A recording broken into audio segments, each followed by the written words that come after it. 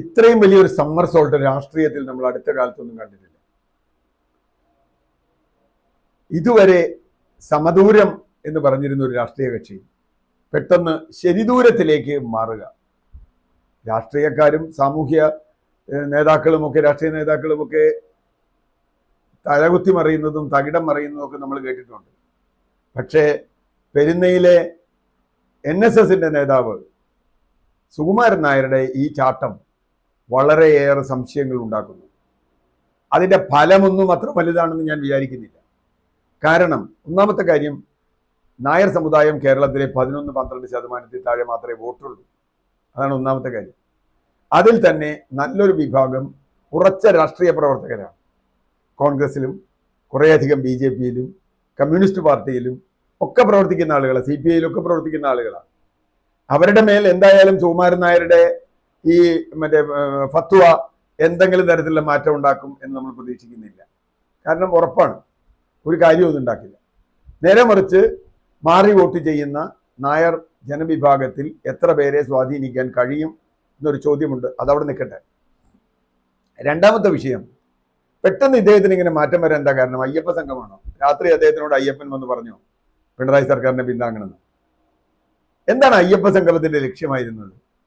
അയ്യപ്പ സംഗമത്തിന്റെ ലക്ഷ്യം സുകുമാരൻ നായർ പറയുന്ന അനുസരിച്ചാണെങ്കിൽ മുഖ്യമന്ത്രി പിണറായി വിജയൻ സാഷ്ടാംഗം വീണ് മാപ്പപേക്ഷിച്ചിരിക്കുന്നു സ്വാമി അയ്യപ്പനോട് എന്നാണ്. 2018 കോടതി വിധിയും അതിനെ തുടർന്നുണ്ടായ മറ്റു കാര്യങ്ങളും ഒക്കെ നമുക്ക് ഓർമ്മയുണ്ട്. കേരളത്തിൽ ആ യുവതീ പ്രവേശത്തിനെതിരായി ഏറ്റവും ശക്തമായി ആദ്യമായി ഇറങ്ങിയത് NSS ആണ്. NSS ഇറങ്ങിയതിന് ശേഷമാണ് BJPയും കോൺഗ്രസ് പോലും രംഗത്ത് വന്നത്. അന്ന് മതിൽ കെട്ടി നവോത്ഥാനം സംരക്ഷിക്കാൻ വേണ്ടി മതിലുണ്ടാക്കിയ ആളാണ് ബഹുമാനപ്പെട്ട പിണറായി വിജയൻ. ഇവിടുത്തെ വലിയ ബുദ്ധിജീവികളൊക്കെ അന്ന് അതിന് കഥ എഴുതി. കണ്ടോ, 4 വോട്ടിന് വേണ്ടി ഞാൻ ആരുടെ മുമ്പിലും തല കയറ്റില്ല, ഒരു സമുദായ നേതാവിനെയും കാണില്ല എന്ന് പറഞ്ഞതിപ്പോൾ സമുദായ നേതാക്കളെ സാഷ്ടാംഗം NSSന്റെ അടുത്ത് പോയി സമസ്താപരാധം പറഞ്ഞു. അയ്യപ്പനോട് സമസ്താപരാധം പറഞ്ഞു. ഇനി ആരോടൊക്കെ പറയുമെന്നറിയില്ല. സമസ്താപരാധം പറഞ്ഞ് എന്നാലും 4 വോട്ടെങ്കിൽ 4 വോട്ട് കിട്ടുമോ എന്ന് നോക്കുകയാണ്. പക്ഷെ NSS എന്തുകൊണ്ട് ഇങ്ങനെ ചെയ്തു? ഇതാണ് പ്രധാന ചോദ്യം. ഒറ്റ അയ്യപ്പ സംഗമം കൊണ്ട് പിണറായി വിജയന്റെ ഗവൺമെന്റ് ഇതുവരെ ചെയ്തു എന്ന് അവർ പറയുന്ന തെറ്റുകളൊക്കെ തിരുത്തപ്പെട്ടോ? നിലപാട് മാറ്റിയെന്ന് ബോധ്യപ്പെട്ടോ?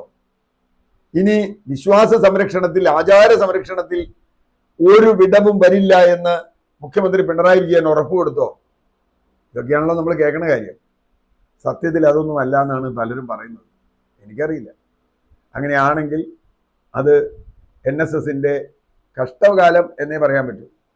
ഗണേഷ് കുമാർ സുകുമാരൻ നായരെ കൊണ്ടുപോയി, ഗണേഷ് കുമാറിന്റെ അച്ഛനും ഒക്കെ NSSുമായിട്ട് നല്ല അടുപ്പമുള്ള ആളാണ്.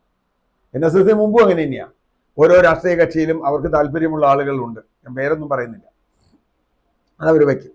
ഒരു കാലത്ത് താക്കോൽ സ്ഥാനത്തിന് വേണ്ടി രമേശ് ചെന്നിത്തലയ്ക്ക് വേണ്ടി നിന്ന ആളാണ് ഇദ്ദേഹം. ശശി തരൂർ വലിയ തോതിൽ ആദ്യം വിജയിച്ചു വന്ന ഘട്ടത്തിൽ, അതിന് മുമ്പുള്ള ഘട്ടത്തിൽ പറഞ്ഞ ആ തെരഞ്ഞെടുപ്പ് കാലത്ത് പറഞ്ഞത് ഇദ്ദേഹം ഡൽഹി നായരാണ്. പക്ഷെ ഇപ്പോ ഒരു തവണ ജയിച്ചു കഴിഞ്ഞപ്പോൾ ഡൽഹി നായർ ഉടനെ തന്നെ NSS നായരായി. ഇപ്പോൾ സംഭവിക്കുന്നത് ഈ മലക്കം മറിച്ചിൽ യഥാർത്ഥത്തിൽ രാഷ്ട്രീയ കാരണം കൊണ്ടല്ല എന്ന് വിശ്വസിക്കുന്ന ധാരാളം പേരുണ്ട് എന്ന് ഞാനിപ്പോൾ പറയുന്നുള്ളൂ. ചില കുഴപ്പങ്ങളിൽ ഇദ്ദേഹത്തിന് വേണ്ടപ്പെട്ട ചില ആളുകൾ ചെന്ന് പെട്ടിട്ടുണ്ട് എന്ന് പറയുന്നു. അതിൽ നിന്ന് രക്ഷിക്കാൻ വേറെ വഴിയൊന്നുമില്ല. ഇത് വെള്ളാപ്പള്ളി നടേശൻ സ്വീകരിച്ച വഴി തന്നെയാണ്.